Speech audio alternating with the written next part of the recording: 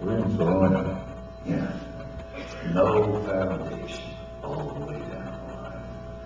When we were growing up, what are you doing?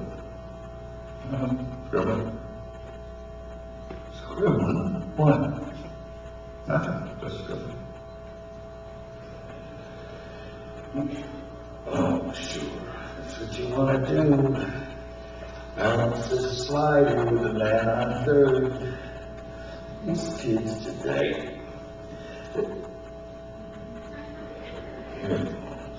Talking to myself. Again.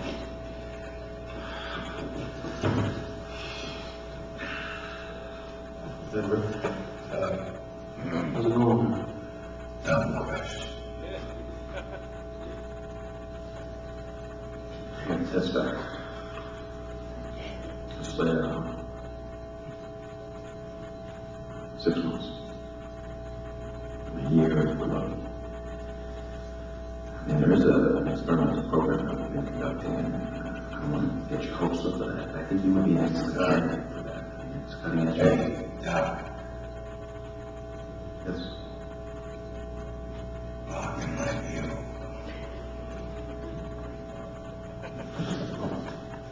Sorry. Anyway, Edward, if there's any questions there, and I can know where to find you. One question. Sure, of course. Carter, you want to ask Dr. Hahn something? I'm not familiar with Mr. Chambers. Okay, familiar.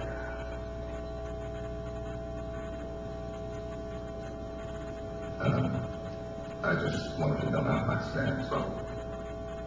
Sure. I'll go to the chart. Thank you.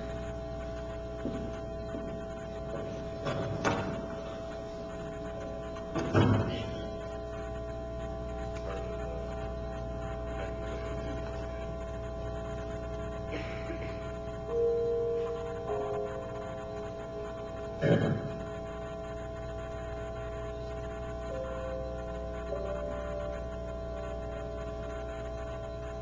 Edward.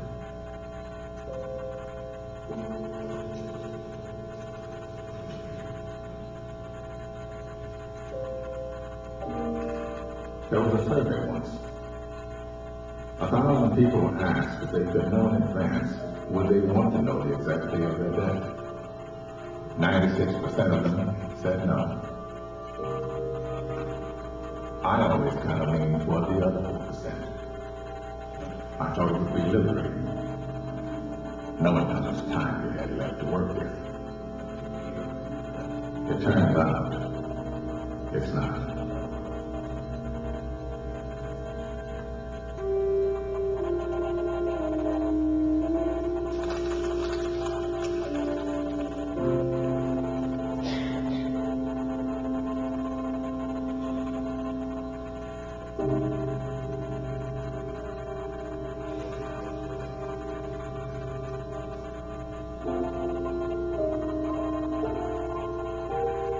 You want to play cards?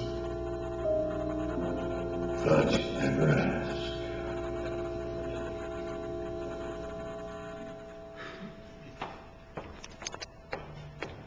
One thing I found interesting after watching the bucket list last year was that Morgan Freeman's statement that 96% of us wouldn't want to know the day that we were going to die if we could.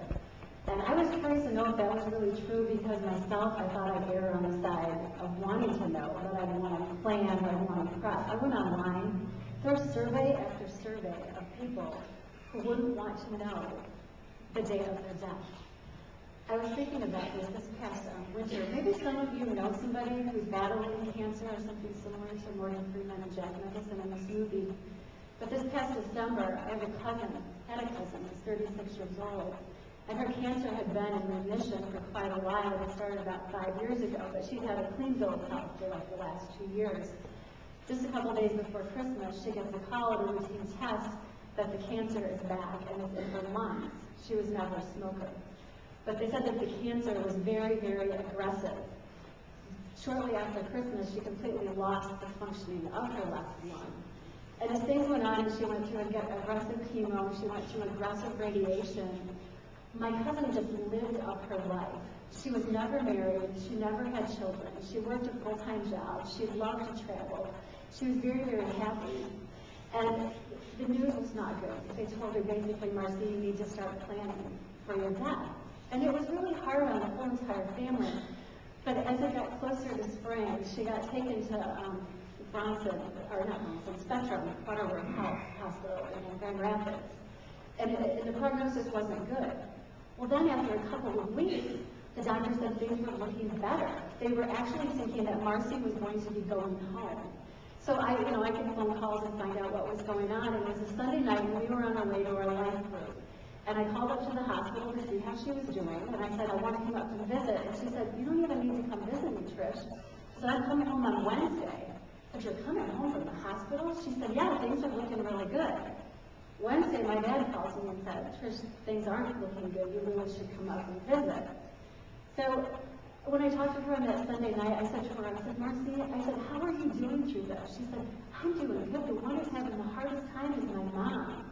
She thinks like, I should have been married or I should have had kids, and there's all these things that I didn't get to do. She's like, but I'm happy. I feel like I've done a lot. Maybe I wish I wouldn't have worked so much, but other than that, I'm okay. So Wednesday, after getting the phone call, I called my sister and I said, Chris, we need to get up and see her. How about Thursday? So I drive up to Grand Haven, pick up my sister, we drive to Grand Rapids to visit. By the time we got to the hospital in Grand Rapids, my cousin and the doctors had already decided to take her off of life support. There was some sort of cancerous explosion in her body that was so aggressive that they said there's no way she can fight this. So as I walk into the hospital room, and my cousin, she was just a hoot. She was all about Miss Clairol blonde hair, and she refused, even while she was going through the chemo and radiation, to shave her head. She wanted to keep as much of the blonde hair as she could. And I walk into her hospital room, and my aunt just hugs me, and she said, Trish, she said, it's not supposed to happen like this. And my family are strong Christians. They're very active in their church, and so is my cousin. But my aunt was sobbing. She said, it's not supposed to happen like this. Parents are supposed to go before their children.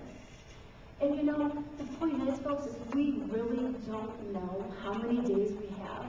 It's inevitable. You know, as Morgan Freeman says, 96% of us don't want to know that we're going to die. The truth of the matter is that 100% of us are going to. Our bodies are in a state of decay.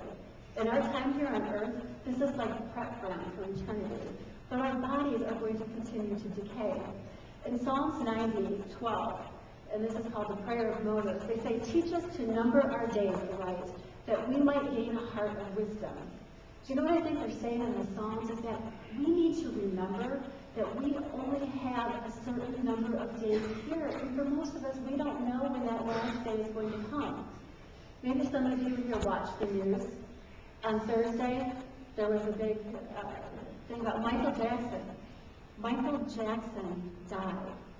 And as it first came across the news screen, it was interesting because all of the reporters who were swarming around like flies, it said Michael Jackson dies, but they hadn't confirmed anything yet. So at that point, it was just Michael Jackson dies. And did any of you watch the news while this was going on? Did you see the helicopters hovering over and all the decoy cars? And later that night, Michael Jackson's brother comes on TV, and he confirmed that, in fact, Michael Jackson is dead. Michael Jackson died. And as I was thinking about this, I thought, different reporters were saying, this is shocking. He was so young. He's 15 years old. He's 15 years old. I thought back to my cousin, who had seen her on that Thursday night. That next Friday morning, I was supposed to be going up to the hospital to spend the day with her, to give her mom a break, because they guessed she could have lived on life support for a few weeks. 10 a.m. as I'm driving to the hospital, I get a call from my aunt. They said Marcy passed away this morning. It was that fast. That Sunday we had a funeral. So in light of this with Michael Jackson, people are saying he was so young, he was only 50 years old. This is just shocking. You know, this celebrity, this icon. The first thing that went through my mind as I've been working through these 31 months to live materials is, do you think when Michael Jackson got up on Thursday morning, he knew it was going to be his last day on earth? I mean, think about it. Do you think when Michael Jackson, this big celebrity icon, got up on Thursday morning, he thought, this is my last day?